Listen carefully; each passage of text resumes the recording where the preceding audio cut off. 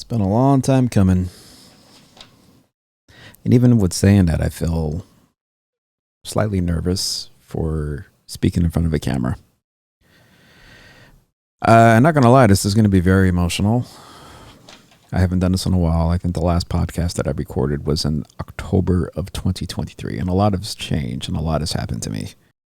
Not good. Mentally, I'm not. And it's hard to say that out loud. Just being like truthfully honest and vulnerable with everything that I've been through. Those who kind of follow my social media kind of knows a little bit about things that have happened in my life. For the few that actually listen to this podcast, they only know from the last thing that happened in October of 2023, which I don't even know. I think I was talking about mindset, going on that, and trying to focus on having kind of like a positive outlook or focusing on how you take things and how you take criticism. And I was very much focusing on that and trying to reset my focus into putting it towards something positive. But in this kind of short span, my cat passed away on December 23rd of 2023. I lost my sister. She passed away in August of 2024. She lost a battle with alcohol addiction. I went viral on the internet. That was interesting. I've lost myself. And I lost my girlfriend. Relationship. She's alive and well. I don't want to get that construed.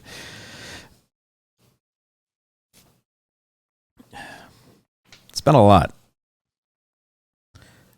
And even when talking through that and just kind of understanding the amount of trauma and grief and loss that I felt in the last year and a half.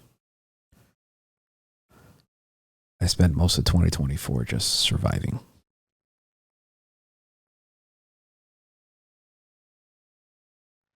When I lost my cat, that was difficult. Because as I've talked to another podcast of just how important he was to me and how much I loved that little feline so much. And I even at sometimes think how crazy it is to love an animal that much. But I did. Like, he was my best friend. He was my buddy. He was my companion animal.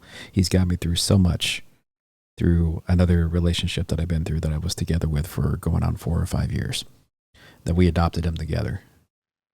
And he was the one thing throughout that breakup and even going into COVID, which was in 2020, in which the world just shut down completely. And me kind of staying stuck in this house. Couldn't really go out to the outside world. Couldn't see friends. Couldn't really see family. Couldn't really get the help that I really needed. That was a very dark time. And that little guy showed me love throughout it all. And I was so grateful for him. And so grateful for having him in my life that it really hurt when he left. It left a scar that still hasn't healed. His health declined rapidly fast. And so there's bits and pieces of just guilt, of me not either being aware or ignoring the fact,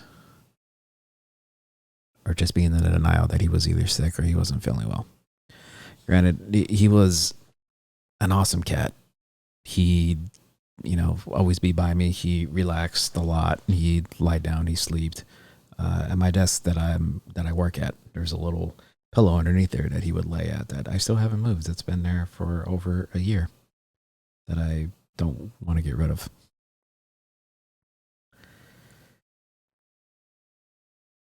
And for the longest time, I did as much as I could for him when he was sick.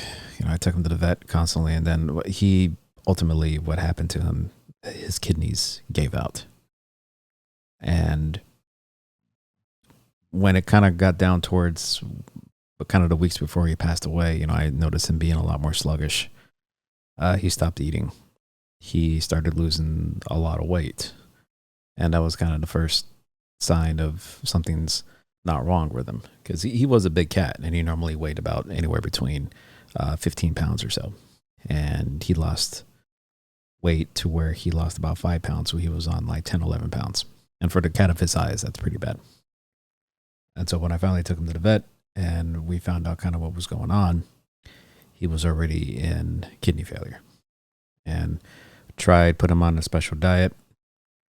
There is a diet for cats and dogs, I guess, that they have that's supposed to help kind of with the kidneys. And there's still cats and dogs who have this diagnosis of like going into kidney failure to go on this diet that still live a good, few years, 2 or 3 years. So I was optimistic for that. Nothing just went well. He was extremely dehydrated too, because he wasn't really drinking any water because of his kidneys. And I had to give him like the shot between his neck to kind of give him fluids and massage it around his shoulders to kind of get it involved in. And when I did that, it looked like he just took a turn for the worst. I don't know exactly why or how, but he couldn't walk well after that. And my kitty was...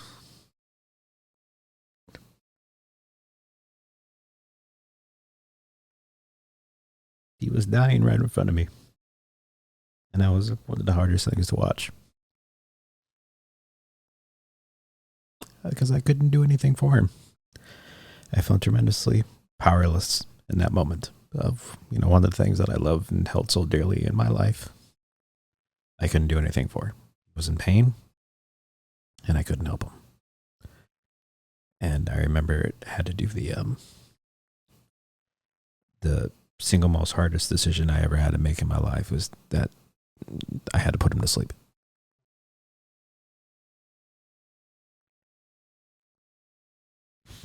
And I remember as they were giving him the shot, just kind of holding him tight, telling him I loved him, and thanked him for showing me that amount of love and just being there with him. And it hasn't been the same since without him. In this house, it's definitely been lonely.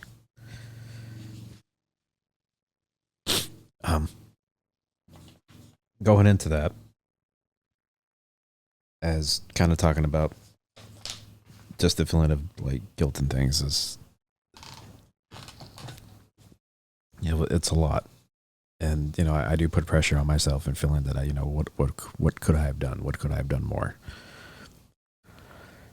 And as I go on to other kind of stories and whatnot through this, you kind of can see the things I've been battling mentally. And kind of along that same line, my sister me and my family kind of found out my sister was battling an alcohol addiction. That put a lot on the family. My sister and me, our relationship was always good. Not close. She kind of separated herself from the family. And there were times where I did not talk to her for years. And not because we're trying to avoid each other. It's just, we just kind of lost sight. There's either try to, make plans to kind of get together and excuses kind of come up. And the way, I mean, even now as I kind of think about it, and I don't know how long her alcohol addiction or alcohol problem was. And even just thinking through that now and kind of speaking for what I said, a lot of the things I think I can kind of contribute to where that kind of separated from the family and just things that we didn't know. And it drove a distance. She passed away in October. I'm sorry. No, she passed away in August of 2024. There was battles of her trying to get help, of trying to get her into a rehab center, into trying everything that we could possibly do to kind of get her help. But there's one thing that you learn in life is that you can't force things. And in this instance, we couldn't force somebody to go into rehab or force her into going into rehab. Her demons got the better of her. And I fight those battles constantly of, did I do enough? Could I have done more? And I think you're always going to have those thoughts and stuff that going on in your mind and plague you for a long time of, if I did enough. Could I have done more? Should I have forced more? Could I have been there more? And the amount of emotions that I have, it's anger. A lot of it is anger. Like, for the longest time, I was mad at her after she passed. I was mad for a few weeks, a couple months, because I felt like she gave up. And that's a very selfish way of thinking. That's a very me be playing a victim in that. Because the truth is, I have no idea what she was going through, what she was fighting. And I wish I could have helped more. See, even the emotions that I'm kind of going through right now, I want to get up and turn off the camera. And I want to get up and I want to stop the recording. And this is exactly what I'm struggling with. I get overwhelmed with emotion, and it fucks with me. It put a tremendous burden on the family. And I don't want to make it come across as like my sister did anything wrong. She needed help. But we were not equipped to give her that help. We did the best that we could. My parents looked over her as best as they could. She's a grown woman. She came and left as she kind of went, or as she pleased, to where our childhood home was. And then she would leave and go back to where she lived. And then kind of her demons would catch up with her. And it'd be like an endless cycle of where she would go home. Parents would help her get sober. She thinks she'd be good. She goes back to where she is. She relapses, comes back home, gets sober, goes back home, relapses. Endless cycle. That cycle happened 4 or 5 times throughout 2024. My parents did the best they could. There was a lot of situations that ended up hurting everybody without going into great detail. When it came all said and done, one of the last things that I've heard from my sister was her in a drunken state calling me on the phone, where I was in a position where I couldn't go to her, couldn't get her. Is that she told me she just wanted to go home. All she wanted to do. Like crying, like temper tantrum like a little child. I want to go home. I want to go home.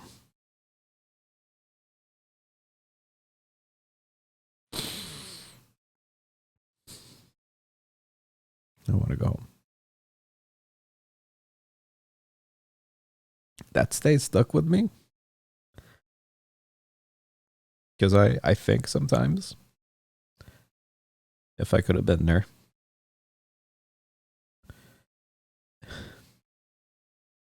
if I would have just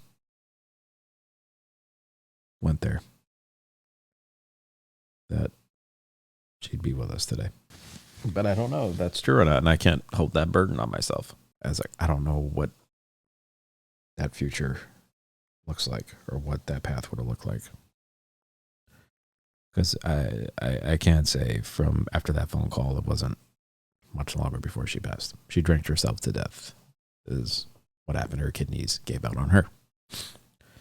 My cat died of kidney failure. My sister died of kidney failure. It's been a fucked up time. And even as I'm trying to talk through this and trying to share her story, you can tell, I think, off the emotion of people who actually are watching this via live on YouTube, the emotion that's coming to come across my face. And you can see the anger. You can see the hurt. There's a lot of things that I still need to process and still need to work through that I haven't yet. Things about me is I do get kind of distracted with other things to try to take my minds off of things. There's nothing wrong with that. You know, I do this. I podcast, like I always said, is cheaper than therapy. I started with therapy, by the way. We'll get into that. But, you know, I create videos online. I try to be a content creator. Hence me actually going viral on the internet. You know, I work. I have a successful job. I have a lot of positive things going for me. And I keep pushing for more. And my biggest fault is not acknowledging what is going on currently in the present. Is that I'm distracted so much that I don't take the time to be here in the present moment. Like, it is March 11th, 2025. And even though it hasn't been that long since my sister passed away, of August 2024. Even my cat, December 2023. I still have not processed and grieved fully, because I haven't allowed myself to. I haven't explored that side of my feelings of being angry and kind of, again, playing the victim of the woe is me type of thing. And that's not what I want to come across as, and that's not what I want to hold. But it's hard not to. I love my sister. The only thing that can kind of make me feel better is that knowing that she's no longer in pain. Her mental struggles, her addiction, they're not getting her anymore. But I wish I could have been there to help. I spoke at her funeral. I had a little speech that I made. Came from the heart. My girlfriend was there with me. I do have to say, even though we're not in a relationship currently right now, and we'll get into that in a little bit too. I won't touch too much on it, but throughout everything, she has been my rock. I do not know where I would be if I didn't have her to kind of help me and guide me through a lot of this. She was with me when my cat passed away. Not physically in the room, but taking my phone calls and being there for me and sharing her condolences and just being there. She was the first person I called when my sister died, when I found out the news. And it's funny because I think we were going through something at that time, and we were like taking a break, or just, we weren't going to talk or call each other or anything like that. But for some reason on that day, she picked up my phone call. And like, she was at dinner with her kids too and her family. And out of all the times where she normally wouldn't pick up because she's with her family, she just would call me back later. Whatever reason that she knew that she had to pick up the phone that one time.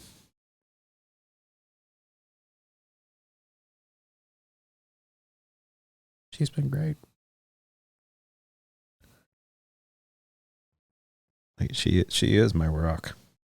She helped me through a lot of this.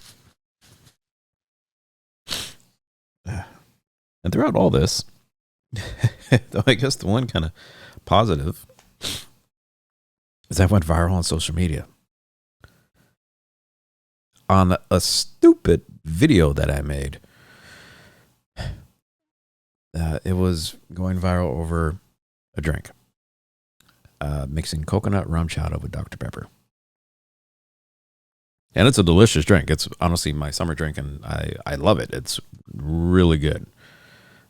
And I made a stupid video of me seeing somebody making on social media to rushing out my apartment, going downstairs, like a storytelling video, getting in my car, driving to Total Wine, picking up the rum chata, getting back to my apartment, mixing a drink, trying it, and giving it an honest feedback and on a taste test and saying it's fucking amazing. Because it really is. It really is a great drink.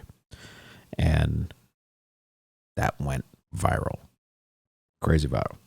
Up to this day, I think it has like 12.6 to 12.7 million views. And I'm like, that one? Really? That one is the one that went viral. Out of all the videos that I posted on social media, out of all the YouTube stuff, content creation that I've done, tech reviews, product reviews, box openings, stupid other videos that I make, that is the one that made it. I have no idea why either. And that kind of 15 seconds of fame was crazy. But the funny thing about that, I let that opportunity. I say, if you're asking me kind of today, I let that opportunity go to waste. Because I got 12.6 million views on that video. Plus I gained probably on Instagram around 80,000 subscribers. I went from 372 subscribers, I think, something around there. Don't quote me. To just about 79,000 in a matter of like 2 weeks. Huge change. And I could not believe it. And because of that, since I've always been pretty good at social media, because I've been doing podcasting for a little bit while now, for like a few years at least, here and there, posting YouTube content again here and there. Posting on Instagram is kind of more personal, not really using this for any type of business or brand or platform. I have a Facebook, TikTok. I have all of them. I have a link tree that's set up to connect all my social media accounts. So if you go to one place, you can click on that and you can get access to everything else that I have. So I'm dialed in. And because of that, everybody was checking out my Instagram and they were going to my other social media accounts. They started following me on Facebook. They started subscribing to my YouTube channel. They started subscribing to this very podcast that I'm doing, my Indecisive podcast that I very seldom post. And everything just grew. I've gained monetization on almost every platform except for maybe a couple. And it was crazy. It was cool to see. It was awesome to see a video go viral like that. And just to see, like, all you really need is this one video to kind of get you there. And then I did a kind of like a follow-up video of being surprised that one went viral, and that one did pretty well too. And then I posted another video of doing a drink, which was Dr. Pepper and I think Tequila Rose, which is like a strawberry liqueur. Similar fashion, running out the door and go riding a bike, because I got a bunch of comments on my video of how I need new tires for my car. So I took my bike to go to Total Wine and did that as a kind of like a trolling the trolls type of video, which got a laugh, and that content went very well too. It didn't do like nearly the amount of views that Dr. Pepper video, the first one did with the coconut rum chata, that did 12.6 million views, but I think that one did just about 800,000 views, which is good for a content creator. All of them can't be bangers. And then I stopped. And I'll tell you why. The time frame about that, when that happened, that was June, July of 2024. And my sister passed away of August of 2024. So you can already see why I'm not really posting on social media, because, a tragedy happened. But there's another reason behind that. Is the video that I went viral for, it was promoting an alcoholic drink. And my sister was an alcoholic. And it didn't feel right continuing to post and doing that type of content when my sister was struggling with alcohol abuse. And even after she passed, It didn't feel right still doing that same type of content when I had a family member who passed away from alcohol abuse. And so I just stopped.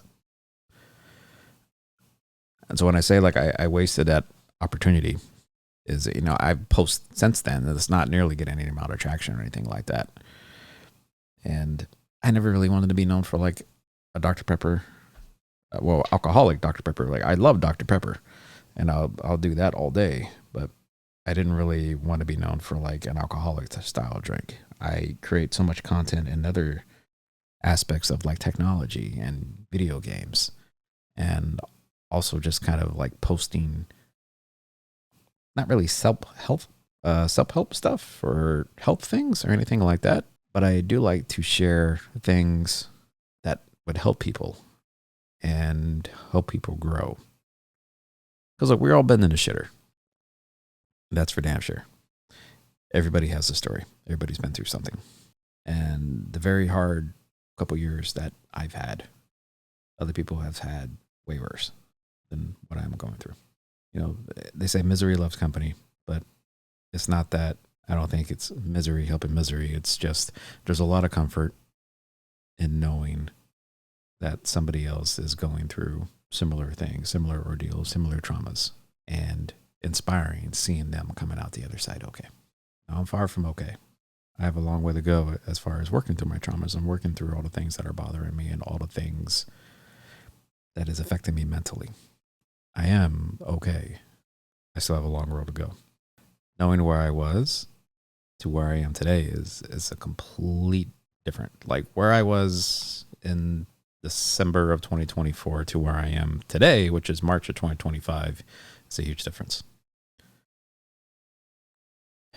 But I'm trying to kind of rebrand and taking my social media and stuff account that I at least have so many followers and things, is that I want to share. Everybody has a story, and I wanted to share this because if there's anybody who's going through anything similar, get help. You know, I've read, like listening to other podcasts, reading articles of like, you know, help's not going to find you. You need to help yourself. And that's true throughout a lot of things, and even from experiences that I've experienced my own self with losing my sister. Like she needed to help herself, really, in that aspect. And if you don't, you're just going to continue to go down and go down and go down, and ultimately until you meet your maker, unfortunately. It's sad. So throughout all that, I lost myself. I'm still trying to find me. And it's interesting to say, because I'm sure I'm not the first person to say that statement as far as losing yourself and lost yourself. But it's interesting when you think about the fact of like you're trying to find your own self, or I lost myself, and you're trying to gain back to what you were, who you were, what you did. And this is why I don't think I realized is that person who I was, I can never be that person again. Never. Person I was 6 months ago, I will never be that person again. The person I was yesterday or last week even, I can never be that person again. And I think that's where I get stuck. That person died. Bluntly, metaphorically speaking. Because every day we're reborn. It's a new day. And you wake up with a different history than you did the day before.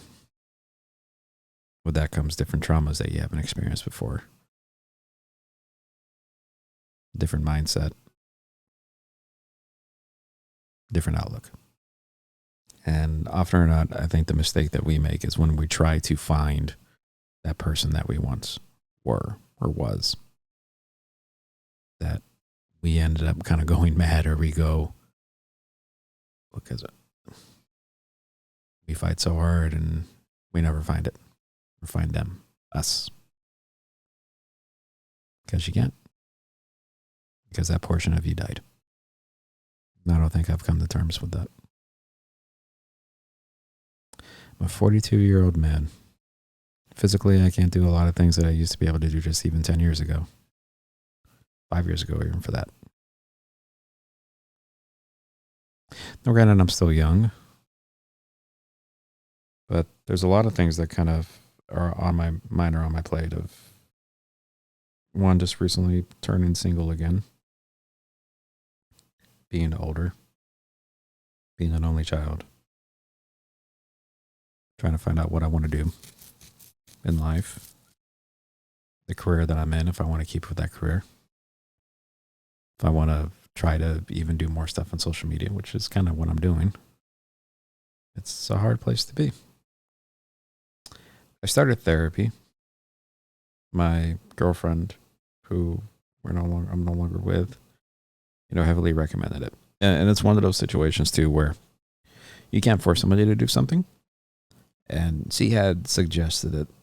And I do this. Like I've made jokes before. This is cheaper than therapy. And in most cases, yeah, it's true. But how often do people do therapy? People do therapy, maybe on average once every 2 weeks, once a month. If this is kind of truly my therapy, I've only done 7 therapy sessions, or how many podcasts I did. And granted, I haven't been doing the work. And I have my own ways of doing things. I run, I work out, I exercise, and that's a lot of way of letting inner frustrations or anything like that out. And you could say that that's my addiction. My addiction is working out and the gym. And that's when I'm truly going through something. That's what I use as an outlet.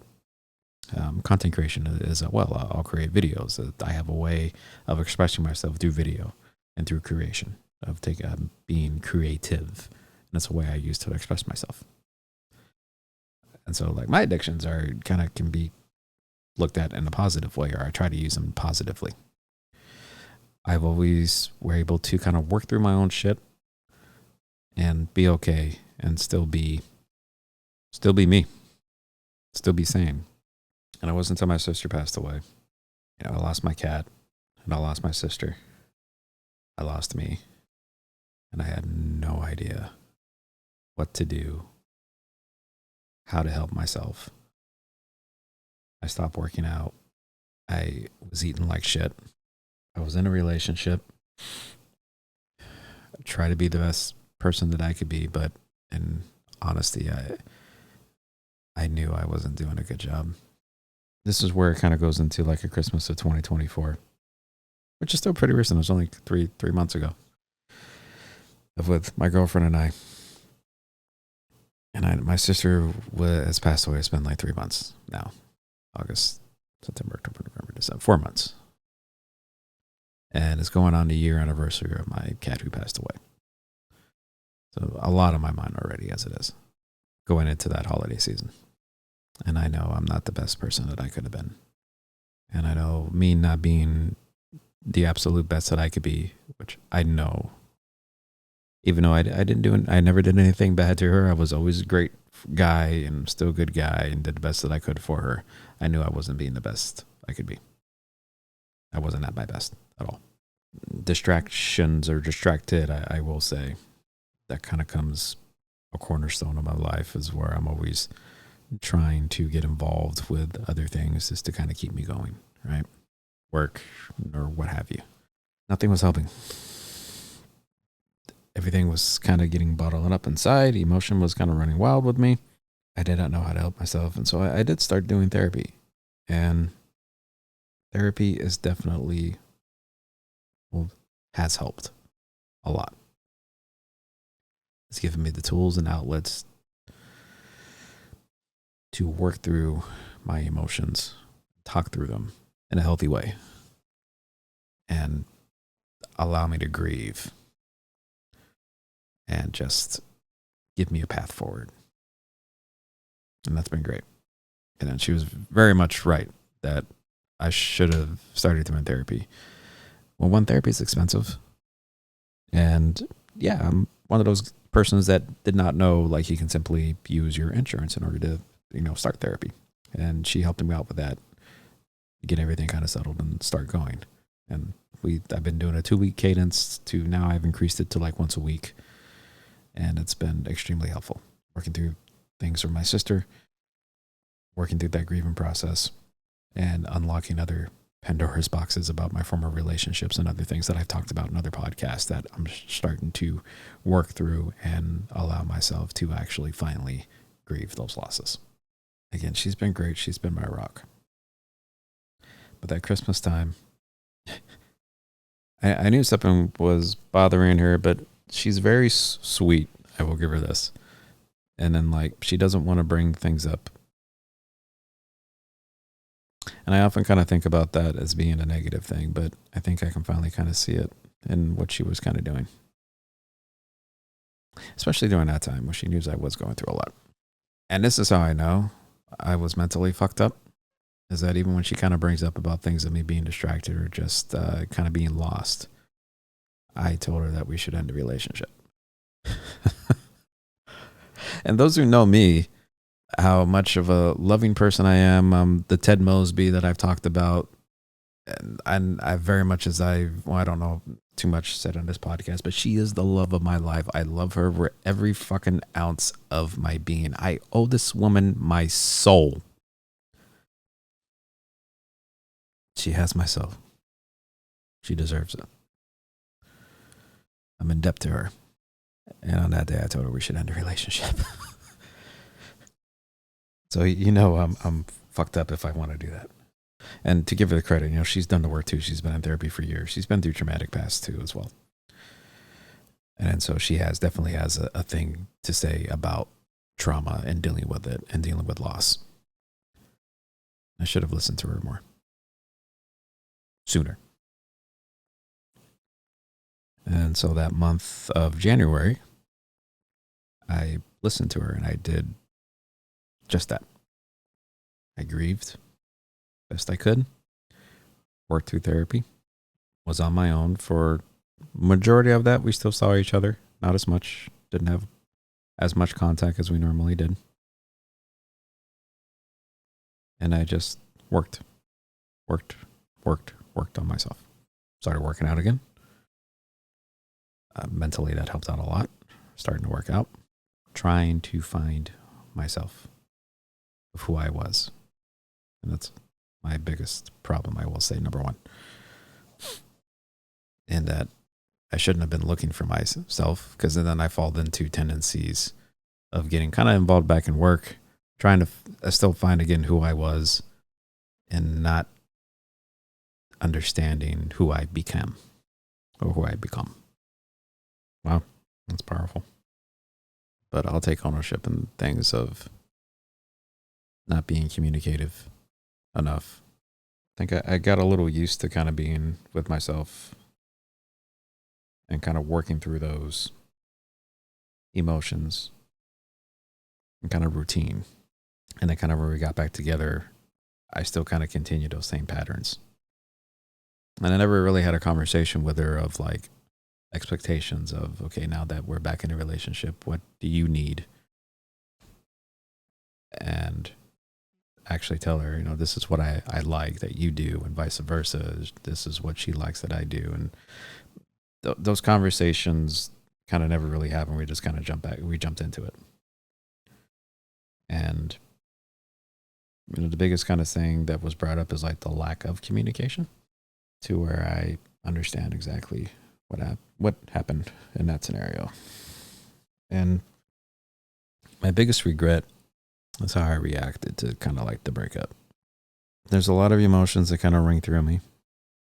I've been through a lot. Lost a cat, lost me, lost my sister, and now losing a relationship. The way I reacted off pure emotion. Now, I didn't say anything bad to her. I hope I didn't. She probably was listening to this. So if you are, I do apologize.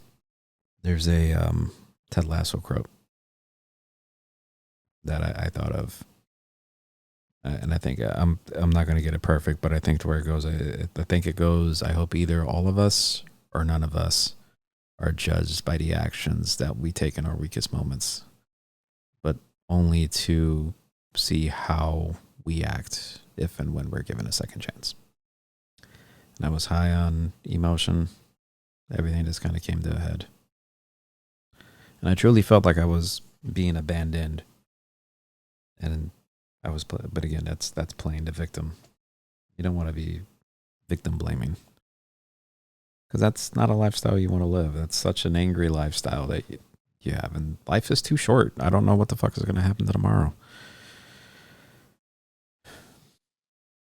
That's not the life I want to live. And one thing that I would say 2024 is the lessons that I want to learn and teach is your perspective versus the perception. And truly dive into that.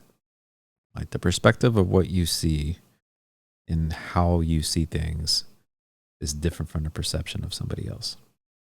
And to truly gain an understanding with each other, you need to look outside your perspective and observe the perception of other people to really understand and really be present.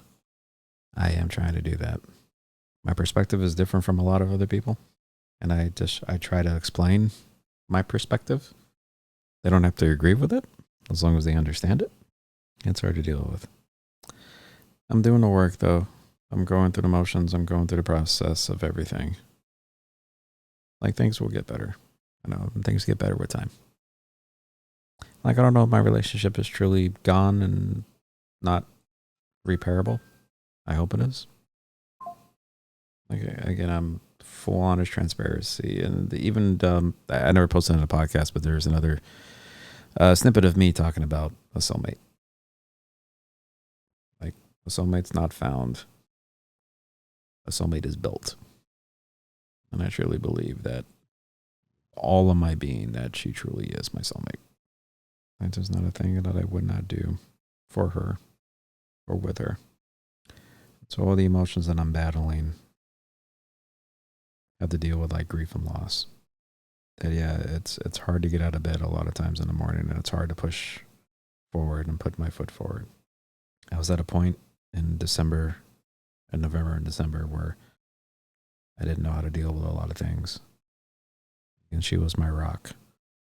She helped me through a good portion of 2024, through all of 2024, and even the first beginnings of 2025, to finally help me kind of work through loss.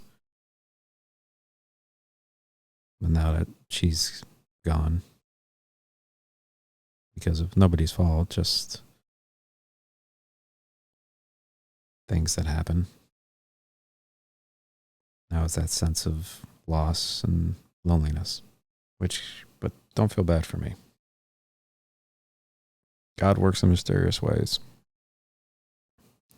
And then maybe this had to happen for me to truly see the different perception of other people, and to see maybe my perspective isn't always the right way of doing things.